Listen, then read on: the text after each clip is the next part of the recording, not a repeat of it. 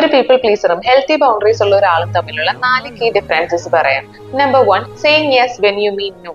People pleasers ഒരു conflict ഉണ്ടാവുമോ അല്ലെങ്കിൽ ഇവർക്ക് എന്നോട് ഇഷ്ടക്കേട് തോന്നുമോ എന്നൊക്കെയുള്ള പേടി കൊണ്ടാണ് നോ പറയേണ്ട സിറ്റുവേഷൻസിലും യെസ് പറയുന്നത്. പക്ഷെ ഹെൽത്തി ബൗണ്ടറീസ് ഉള്ള ഒരാൾക്ക് ഗിൽറ്റ് ഇല്ലാതെ തന്നെ നോ പറയാൻ സാധിക്കും. അവർക്കറിയാം ഒരു ഹെൽത്തി റിലേഷൻഷിപ്പിൽ അപ്പുറത്ത് നിൽക്കുന്ന വ്യക്തി നമ്മുടെ നോ റെസ്പെക്ട് ചെയ്യും എന്നുള്ളത്.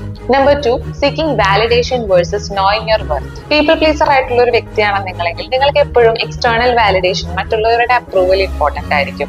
അതേസമയം ഹെൽത്തി ബൗണ്ടറീസ് ഉള്ള ഒരാൾക്ക് എക്സ്റ്റേണൽ വാലിഡേഷൻ ആവശ്യമില്ല. അവർക്ക് അവരുടെ വർക്ക് അറിയാം. അവർ ചെയ്യുന്ന കാര്യങ്ങളെ ആദ്യം അക്നോളജ് ചെയ്യുന്നത് അവർ തന്നെയായിരിക്കും.